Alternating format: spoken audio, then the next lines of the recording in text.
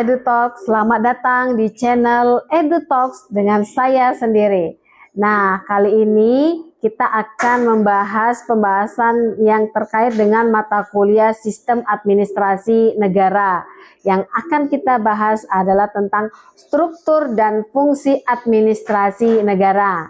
Nah, pernah nggak sih kalian kepikiran gimana sih negara ini bisa berjalan? Kok bisa ada layanan publik, hukum, kebijakan, bahkan pemilu? Nah, hari ini kita akan bahas sesuatu hal yang sering bikin mahasiswa itu salah jawab ketika ujian.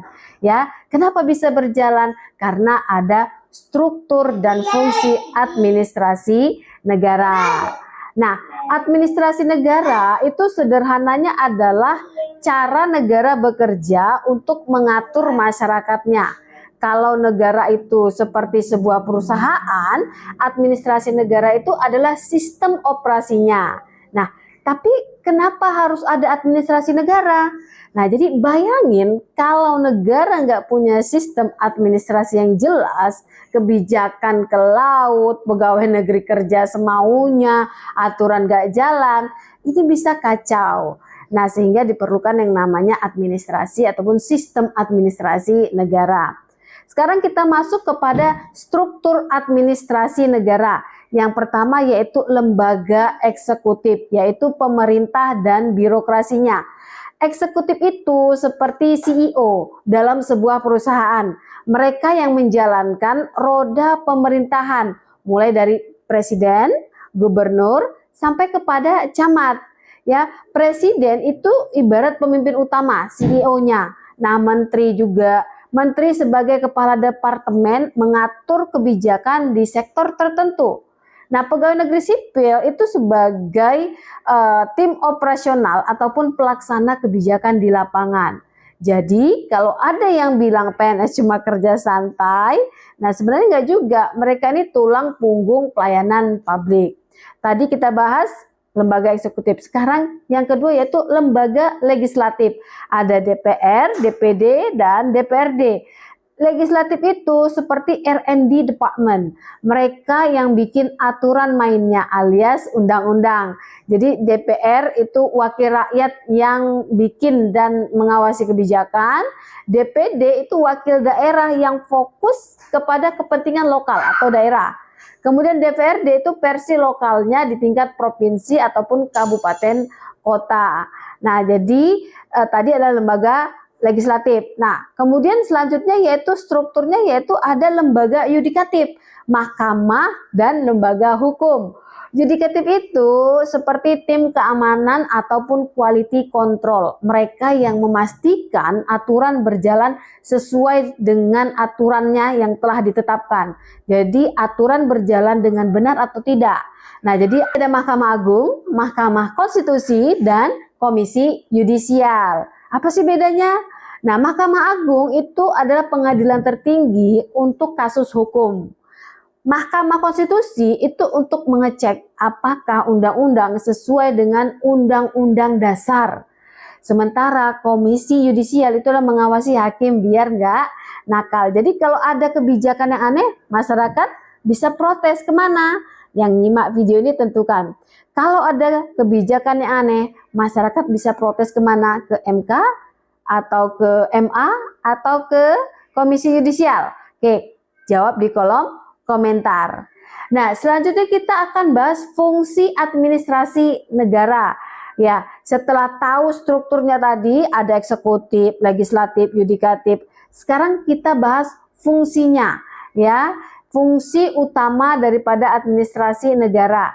Jadi, menurut Henry Fayol, fungsi administrasi negara itu ada planning, organizing, commanding, coordinating, dan juga controlling. Ya, apa itu planning atau perencanaan? Negara harus punya rencana untuk masa depan.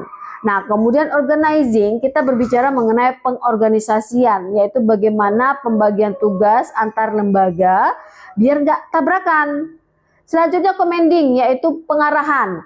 Pemimpin negara harus bisa ngatur timnya, ini siapa, seperti ini ngapain, kerjakan apa. Nah, selanjutnya itu coordinating, yaitu koordinasi. semua elemen pemerintah harus bisa bekerja sama, berkoordinasi. Kemudian yang selanjutnya itu controlling, pengawasan.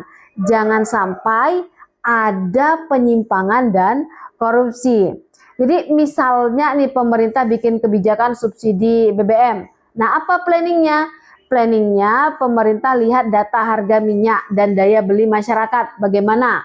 Berdasarkan itu kemudian mereka membuat perencanaan. Nah, organizingnya Menteri ESDM atur kebijakan dengan Pertamina agar harga minyak dan daya beli masyarakat sesuai. Kemudian commanding, Presiden kasih arahan atau memberi arahan ke kementerian terkait. Selanjutnya coordinating, semua lembaga kerjasama biar kebijakan jalan. Controllingnya apa? Ya, controlling KPK dan BPK akan memastikan anggaran subsidi nggak bocor. Gampangnya, kalau salah satu fungsi ini macet, ya negara bisa amburadul. Nah, kemudian administrasi negara itu nggak bisa jalan ya seperti yang era lama ya, ataupun old school. Nah, udah masuk di era digital governance. Jadi harus bisa menjawab tantangan administrasi negara itu sendiri. Ya, tantangannya apa? Transformasi digital administrasi negara. Ya, sering kita dengar adanya e-gov, smart city, kemudian open government. Ini adalah bagaimana transformasi digital administrasi negara. E-government ini adalah layanan publik online, seperti makanya kita sering dengar ada iktp ataupun SIP online, ini bagian daripada e-gov. Kemudian smart city, kota yang pakai teknologi untuk memberikan pelayanan publik. Kemudian open government, ini transformasi data untuk masyarakat. Jadi beberapa hal, masih banyak lain yang mencerminkan bahwasanya administrasi negara itu nggak bisa lagi menggunakan public administration.